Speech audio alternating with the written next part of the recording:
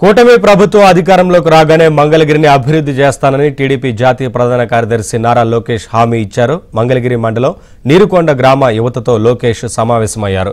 25 ఏళ్లుగా మంగళగిరి నియోజకవర్గానికి ప్రాతినిధ్యం వహించిన 2 కుటుంబాలు తాను చేసిన సంక్షేమంలో 10వ వంతు చేయగలిగారా అని లోకేష్ ప్రశ్నించారు. ఎమ్మెల్యేగా ఉన్న ఆర్కే ఏనాడు గ్రామానికి రాలేదు, ప్రజల సమస్యలను గాలి కొదిలేశారని మండిపడ్డారు. అధికారంలోకి వచ్చిన 6 నెలల్లో రాజధాని అంతర్గత రోడ్ల నిర్మాణాన్ని పూర్తి చేస్తామని హామీ ఇచ్చారు.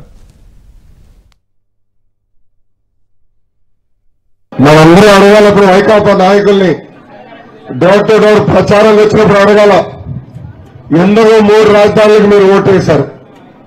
మన ప్రాంతానికి మోసం చేసే వ్యక్తులు కాదా? ఆనాడు మనకి మాట ఇచ్చి మాట తప్పిన వ్యక్తులు కాదా? ఇదందరం మాట్లాడాలి. ఈ రోజు 4 సంవత్సరాలు 11 నెలలు నీ ప్రభుత్వ అధికారంలోకి వచ్చి ఇప్పుడు అందరం ఓపిక కూర్చోగలుగుతున్నాం. దానికి కారణం హైకోర్టు ప్రభుత్వ తీరుని తప్పట్టింది. రాజధాని తరలింపులో స్పీడ్ బ్రేకర్ వేసింది. ఒక్క ఎస్ఆర్ఎం వల్ల అంతమంది బాగుపడితే కనీసం బాబు గారు మొదలుపెట్టిన పనులన్నీ ఈ రోజు పూర్తి చేస్తుంటే కనీసం 1,00,000 మంది అమరావతిలో పనిచేసే పరిస్థితి.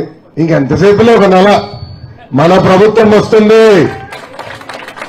తెలుగుదేశం, జనసేన, భారతీయ జనతా పార్టీ ప్రభుత్వం వస్తుంది. తప్పనిసరిగా ఆగిపోయిన అమరావతి పనులన్నీ మళ్లీ యుద్ధ ప్రాతిపదికగా ప్రారంభించే బాధ్యత మేము తీసుకుంటాం. అమ్మ, మీ అందరు తెలుసు, 2019లో 21 రోజుల ముందర తెలుగుదేశం పార్టీ అభ్యర్థిగా వచ్చా. మీరు ఎదుర్కొన్న సమస్యలు నేను తెలుసుకోలేకపోయా. నేనేంటో మీకు అర్థమవులా. ఎన్నికలు అయిపోయినాయి. 5,350 ఓట్లు ఓడిపోయా తల్లి. ఓడిపోయినప్పుడు బాధ కలిగింది, ఆవేదన కలిగింది ఒకరోజు. 2వ రోజు నుంచి ఆ బాధ ఆవేదన నాకు కసి పెంచింది. మంగళగిరి ప్రజల దగ్గర అవుతాను, మంగళగిరి ప్రజల మనసు నేను గెలుచుకుంటానని ఆనాడు ప్రయాణం ప్రారంభించా. అమ్మా, మంగళగిరి కోసం 29 సంక్షేమ కార్యక్రమాలు నేను చేశాను. అమ్మా, నేను మంగళగిరిలో పుట్టలేదు, పెరగలేదు. నేను పుట్టి పెరిగింది హైదరాబాద్ లో. నా సొంతం చేసుకున్నాను. 6 నిమిషాలు మీకోసం నేను కష్టపడ్డా.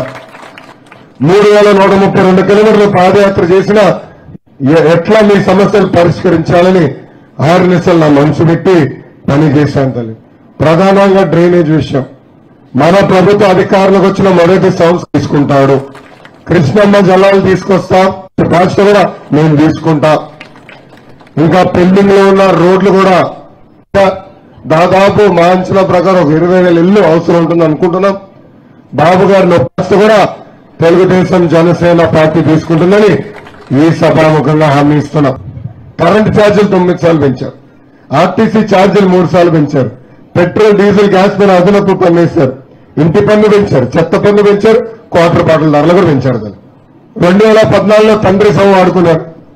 2019లో సొంత బాబాయిని చంపేసి బాబాయ్ శవం వాడుకున్నారు. ఇప్పుడు 2024 వచ్చింది. ఇది ఇప్పుడు గులక రైతు, ఇది స్పెషల్ రైతు. స్పెషల్ ఆయనకి తగిలి వెళ్ళి వెల్లంపల్లి గారికి ఈ కన్నులో తగిలిందట. దాని తర్వాత వెళ్ళి మళ్ళీ ఈ టీ కన్నులో తగిలిందటమ్మా. మళ్ళీ ఇంకొక అసలు గులకరాయి ఎంత పవర్ఫుల్, తగిలింది, రక్తం గారింది, మళ్ళీ గాయం మట్టుకు లేదు, మొత్తం పోయింది. స్పెషల్ గులకరాయి నటుడి కింద ఆయనకి అవార్డు ఇవ్వచ్చు. వాస్తవం ఈయనకి చెప్పాలి, రాజమౌళి గారికి చెప్పాలి. మంచి ఐడియా. రాజమౌళి గారికి ఫోన్ చేస్తాను ఈరోజు. గురువారం వీళ్ళందరితో మీరు జగన్మోహన్ రెడ్డి గారిని పెట్టని గ్యారెంటీగా ఆస్కర్ వచ్చేస్తుందని చెప్తాను. ఈరోజు మళ్ళీ మనం దుష్ప్రచారం చేసాం వస్తున్నారు. దయచేసి ఆ దుష్ప్రచారం నమ్మద్దని ఈ సభాముఖంగా కోరుతున్నాం. విధంగా దళితులపై దాడులు జరుగుతున్నాయి.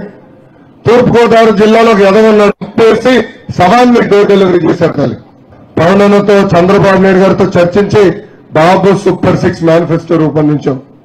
దాంట్లో మొదటి హామీ, మన ప్రభుత్వ అధికారులకు వచ్చిన 5 సంవత్సరాల్లో 20 లక్షల ఉద్యోగాలు కల్పించే బాధ్యత మేము తీసుకుంటాం. అందుకే ప్రతి కుటుంబానికి ప్రతి ఏడా ఉచితంగా అడిగింది ఒకటే, మాకిచ్చిన హామీలు ప్రభుత్వాలు నిలబెట్టుకోవాలి. మేము 5 కోట్ల ఆంధ్రుల కోసం మా భూములు మేము త్యాగం చేశాం. తగిన గౌరవం కల్పించండి, మా భవిష్యత్తు, మా పిల్లల భవిష్యత్తు చూసుకోండి. అదొకటే మీరు కోరారు. దానికి మేము అందరం కట్టుబడి ఉన్నాం. తప్పనిసరిగా ఆగిన అమరావతి పనులన్నీ యుద్ధ ప్రాతిపదికంగా పూర్తి చేస్తాం. 5 కోట్ల ఆంధ్రులు మళ్ళీ తలెత్తుకుని తిరిగే రోజులు తొందరలో రాబోతున్నాయని ఈ సభాముఖాన్ని అందరూ తెలుపుకుంటూ